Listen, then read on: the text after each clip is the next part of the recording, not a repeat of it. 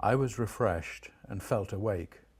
Roundabouts and signs for towns came and went through the night. As I hauled them in, the one thing I never could haul in was the dotted line in the road.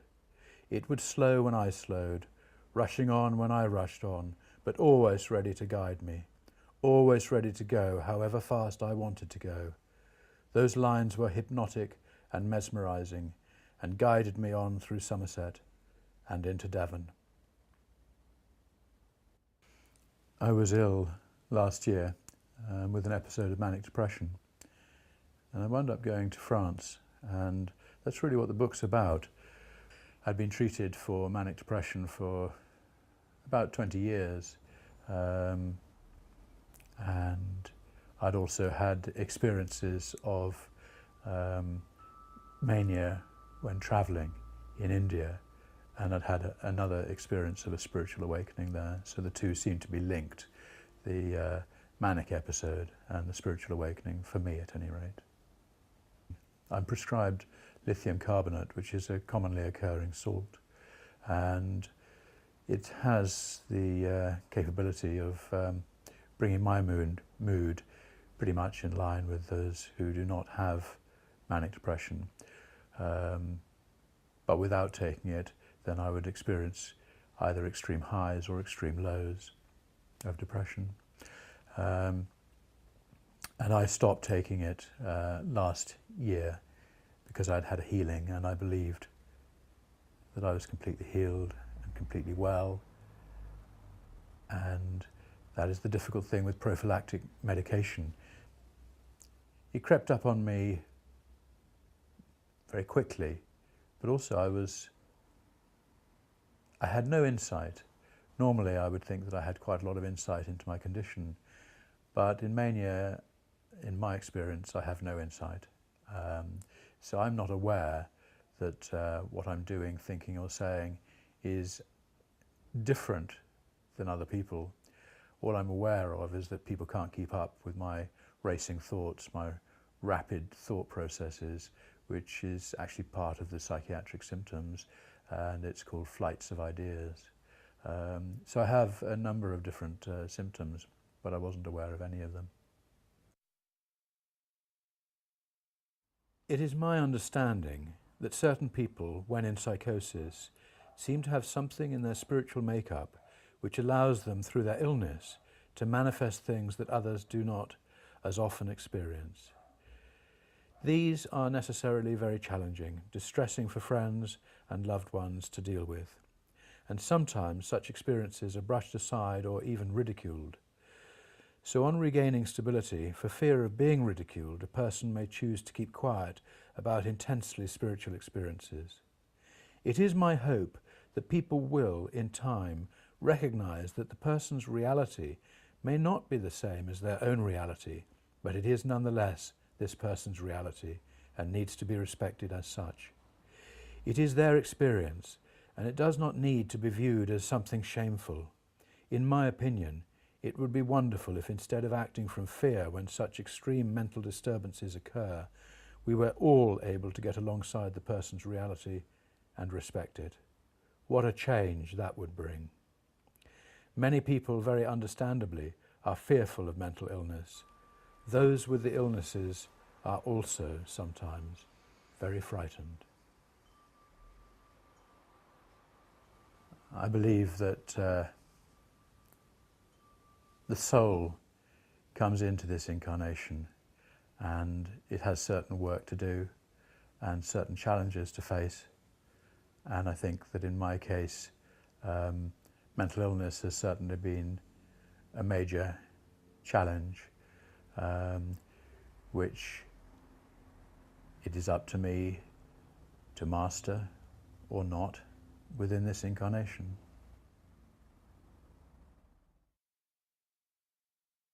Well, I went from being in a comfortable hotel one morning to sleeping on the streets, or not actually sleeping, but walking the streets of Paris, homeless and destitute that night. I had cut up my Barclay card, I'd cut up my passport and driving license and bank cards in the belief that I would be free without bureaucracies controlling me. And the money that I had, of course, ran out, and I wound up on the streets being befriended by an Algerian man who showed me the ropes of how to survive on the streets in the cold. I was just immensely privileged, I suppose, to receive great kindness from all sorts of people. And I didn't really know why, but I just accepted it and just kept on my journey. But the day that I hadn't eaten for 3 days and I came back out from an underground car park where I'd been living and was given breakfast of half a baguette filled with ham and cheese and a cup of coffee, that to me was just the most beautiful gift I've ever been given, and it was the most beautiful meal I have ever eaten. And it was that kind of generosity that I kept receiving whilst in Paris. The baguette tasted exquisite. It looked good too, absolutely mouth-watering.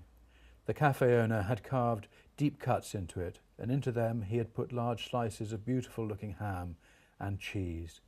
It was a feast. I was still savouring the textures and flavours as a cup of strong black coffee was brought over to me. I was being treated with such kindness, and I appreciated it very much indeed.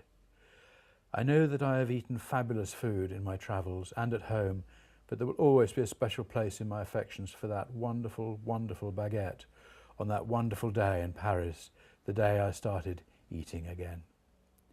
I had begged for food. I had asked for greater humility, and now I was begging for food as if it was the most natural thing for me to be doing. Indeed, when you are that hungry and without the means to feed yourself, begging is the most natural thing to do. There was a woman sitting with her back to the railings, and she was begging, and I only had one €10 note left, and so I gave it to her. But you see, I was living at that time totally in the present. I wasn't afraid that I wouldn't have enough money for the next meal. I just was living in the present, so I gave her the money. The surprising thing about all this was that I was neither looking forwards nor backwards. I was living in each moment exactly as I experienced it. I had been happy, elated even, to eat again, but once the moment was past, it was as if its power over me had completely gone. In mood, I was neither happy nor sad, neither resentful nor angry, neither expectant nor fearful, neither joyful nor downcast. I seemed to be exactly what I was, exhausted and not very well, nothing more and nothing less. The police of earlier in the day had, as soon as they had moved from central focus in my mind, simply ceased to exist within it altogether. And so it was, as I moved from one scene to the next, within this unlikely play. Things that occupied my moment were the total focus of my mind in that moment, and then when they were past, they were discarded completely, as if they no longer existed, because by then they were the past, and I was giving my full attention to the next moment, in that moment, to the present. I was in a great deal of pain walking, and I was looking for something, but I didn't know what, around a large quadrangle, and I saw signs, and one of them said médecin, which I knew meant doctors, and so I took that path, and there was a wheelchair, and I was so grateful to see it, and so grateful to take the weight off my feet. The blisters were covering a very large portion of both feet, and I went just to get help for my feet, but I wound up being admitted to hospital. And the wonderful thing was that I didn't have my E111 or whatever form it should be, because I'd probably cut it up anyway. And I was kept for 3 weeks in that hospital, and at no stage did anyone ask for money or any contact with the NHS for dealing with the bureaucracy of it. I just felt that I was given the treatment that I needed with great generosity. Dr. Jocelyn got in touch with my son at quite an early stage of my being in hospital. My son, Joe, agreed to put some money in a money transfer of some kind so that I could get a 3-day temporary passport to get back to England and a ticket for Eurostar because I had no money at all. And thanks to the efforts of Dr. Jocelyn and to Joe, that all happened very smoothly. In fact, I can't remember anything of the journey on Eurostar. I think I must have slept the whole way. And then I was just met by Harriet, my daughter, which was just such a loving and wonderful moment after such a testing and difficult experience. I had someone from the NHS who was coming regularly to see me, and one day she asked me if I would find it helpful to go to creative writing classes at a place called the Balsam Centre in Wincanton. And I said yes, and really didn't think much more of it. And then a couple of visits later, she said there was a place for me. I suppose I describe it as the writing as being a way of healing, of exorcising trauma and pain, which may not have come out even in talking therapies, I don't know. But I was very blessed in that I went along to the creative writing classes, and much to my surprise, there was no one else there. No other students, I mean. There was just my tutor. And so it was one-to-one. And so I was very privileged to be able to write and read the chapters 1 week at a time to Ella, my tutor. And so I think the process of writing and of reading started to really have a profound effect on my health. During the writing of it, I wondered whether it might be possible to get it published. I wondered whether it would be useful in any way for other people with mental health problems or for their families, or even for mental health professionals, to have an insight into a recent episode of mania. And I started to become aware of other people who'd been published and the names of their publishers, etc.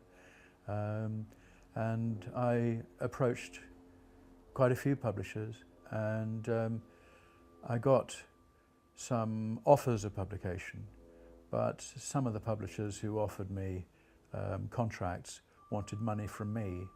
Well, I wasn't going to go down that route, partly because I didn't have any money anyway. But so I kept going until I contacted a publisher called Chipmunker Publishing, and I contacted Jason Pegler, who's its chief executive officer, and he said that he would read the book by a certain date. I think it was the day after the general election, and he got back to me on that date, and he said that he liked it and would like to support it. At the moment it's only published as an e-book, and so it would be via the direct link. But it will be published as a paperback in about 6 months, so I would say February to March next year it'll be out as a paperback published by Chipmunker Publishing.